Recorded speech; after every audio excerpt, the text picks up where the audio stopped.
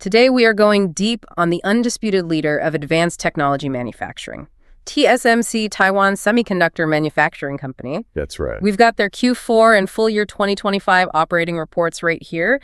And our mission isn't just to, summarize the financials.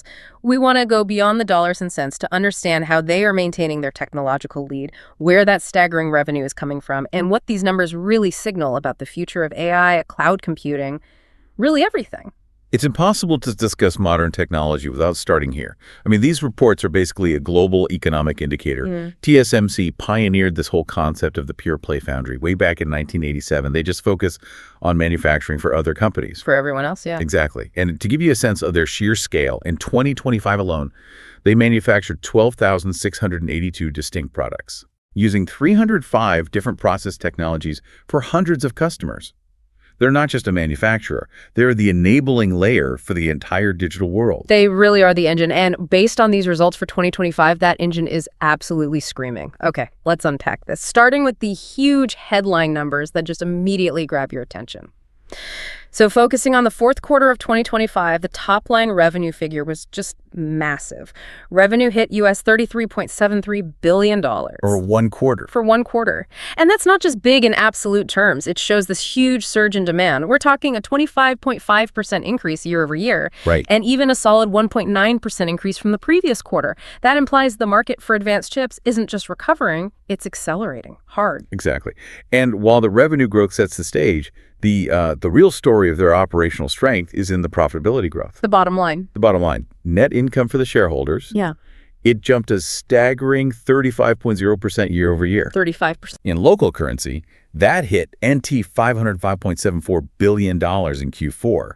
So when your net income grows almost 10 percentage points faster than revenue, that suggests you have significant pricing power and just exceptionally efficient manufacturing control. And that strength carried right through the entire year. Shifting to the full fiscal year 2025, revenue hit US $122.42 billion, a 35.9% increase in USD terms. And that translated into phenomenal shareholder returns. Full-year diluted EPS was NT $66.25. That's a stunning 46.4% increase from 2024. 46%. What's fascinating here is this dramatic increase in net income far outpaced revenue growth, and it hints at the key theme of this whole report. They're getting more profitable on every single dollar they earn. So how are they doing that? Well, that brings us right to the efficiency engine itself. How do you squeeze those kinds of margins out of something so complex? Let's talk margins, because this is where the operational genius and maybe some of the strain really shows up. In Q4, the gross margin was 62.3%. Which, to put that in context, is up 2.8 percentage points from just the previous quarter. That's a big jump. It is. And the operating margin mirrored that, climbing to 54.0%. Management pointed to three things for that Q4 success. Okay. First, cost improvement efforts. That's basically getting better yields. Second, a favorable foreign exchange rate, which is a bit of a temporary boost. Sure. And critically, a much higher capacity utilization rate. They just got better and faster at making chips in Q4. Okay, that Q4 performance is stellar, but hang on. You mentioned cost controls drove those Q4 margins. But looking at the full year results, the company noted something else. They said the annual margin improvement was partially offset by an unfavorable foreign exchange rate for the whole year. And this is the key part margin dilution from their overseas fabs. Yes. So is this efficiency machine as perfect as the Q4 numbers suggest, or is that global expansion starting to eat into the profit outlook? That's a crucial point, and it is a very active trade-off they're making. The full-year margin was 59.9%, which is still world-class. That dilution from the overseas fabs, the ones in the U.S. and Japan, that's the necessary cost of globalizing production. So it's expected. It is. When a new fab opens, it runs below max capacity for a while, and that brings down the average. They're essentially buying long-term resilience today at the expense of a percentage point or two of margin right now. So it's an investment cost disguised as dilution. Okay. And speaking of investment, they are pouring money back into this. Yeah. Operating expenses in Q4 were only 8.4% of revenue. Exactly. That's their operating leverage kicking in. But they're certainly not skimping on R&D. No. Total research and development expenses hit an enormous NT $246.43 billion in 2025.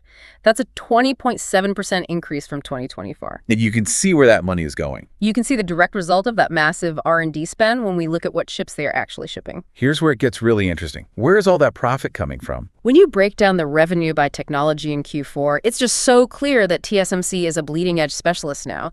Advanced technologies, and they define that as 7 nanometer and smaller, accounted for a massive 77% of total wafer revenue in Q4. 77%. For the full year, it was 74%, up from 69% the year before. That jump is key. That shift is just accelerating. I mean, think of it this way. Moving from 5 millimeter to 3 nanometer isn't a small tweak. It's an exponential leap in transistor density. More power, less energy. Exactly. The higher the margin, the newer the technology. This is why that 62.3% gross margin connects directly back to this specific technology mix. So let's break down that advanced bucket for Q4. Okay, so the brand new 3 nanometer node is ramping up at an astonishing speed. It contributed 28% of total wafer revenue in Q4 alone. 28%. That's up from 23% in the prior quarter. That is a huge structural change in just 3 months. It is. The established 5 nanometer technology that still accounted for the largest individual share at 35%. And 7 nanometer held steady at 14%. But you combine them. 3 and 8 and 5 millimeter technology accounted for almost 2/3 of the entire company's revenue. They are literally minting money on the cutting edge. They are. And just for context, the older nodes, the 16 nanometer, 28 nanometer, they still exist, right? They power cars and IoT devices. Oh, absolutely. They're essential, but they're now just the long tail of the revenue story. The profits are overwhelmingly in the latest advanced nodes. Right. So if we connect this to the bigger picture, that lightning-fast ramp-up of 3 nanometer shows two things. TSMC's absolute mastery of complex manufacturing and astonishingly concentrated demand from their biggest customers who need that leading-edge performance right now. So who are those customers and what are they building? Let's analyze the market drivers. When we look at application platforms in Q4, the story is crystal clear. It's all about high-performance computing, HPC.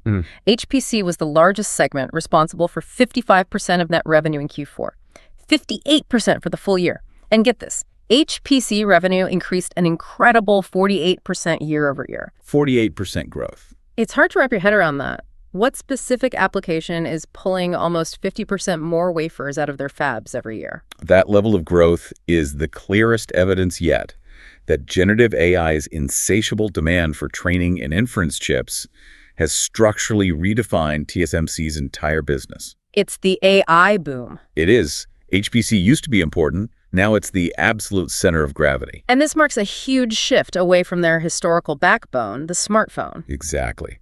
While smartphones are still a huge customer, 32% of Q4 revenue, still growing, that growth rate just can't compete with the blistering pace of HPC. So the core of their business has shifted from the device in your pocket to the server in the cloud that runs the large language models, almost entirely. We should quickly touch on the other platforms. Automotive was 5% of revenue, but it saw a really robust 34% growth year over year in 2025. Yeah, that shows how vital chips are becoming to modern cars, even if that specific sector dipped a little in Q4. So now let's pair this demand with geography. Who is buying all this? Well, the customer base is highly concentrated. North America is the dominant buyer. They account for 74% of total net revenue. 74%. And 75% for the full year. Asia Pacific and China each represented about 9%. The business is overwhelmingly driven by advanced HPC demands from a heavily North American customer base. And while that concentration drives these phenomenal margins today, it does expose them to significant geopolitical risk. It absolutely does. Which is a factor they are clearly trying to manage with that costly global fab expansion we talked about. It's a lot of eggs in one very profitable basket. That concentration is the tension at the heart of the company right now. And that level of demand requires equally massive investment, which brings us to our final segment, the cash engine. Just looking at their capital expenditures, or CapEx, for Q4 2025 alone, they spent US $11.51 billion. In 3 months. Just take a moment on that. The total CapEx for the full year 2025 was US $40.9 zillion. That's the size of the entire GDP of many small nations. It is. How can any company spend that much and still be financially stable? The answer is their sheer ability to generate cash. They're a self-funding machine. Net cash from operating activities was NT $725.51 billion in Q4. Okay. And here's the key metric, free cash flow. That's your operating cash minus CapEx. It was a strong inflow of NT $368.60 billion in Q4. For the full year, total free cash flow was over $1 trillion. So the cash they generate from operations just outpaces the capital they spend building the next generation of fabs. Precisely. And this builds an enormous financial cushion. Their net cash reserves, so their cash minus all their debt, increased to a staggering NT $2,035.60 billion. And to make that relevant to you, the listener, they have a current ratio of 2.6 times. That means they have more than twice the cash needed to pay all their short-term bills. They're unbelievably secure. Which is the only way they can maintain their tech lead while spending tens of billions a year on R&D and expansion. So what does this all mean?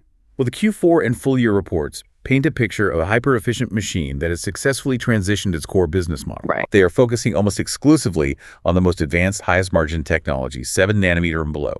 And this entire operation is fueled primarily by that massive, sustained, high-performance computing demand. That concentration on the high end is the crucial story of 2025.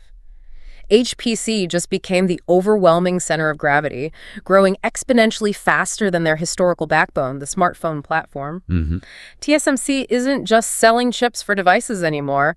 They are enabling the next generation of global AI and cloud infrastructure. And their profit margins reflect that.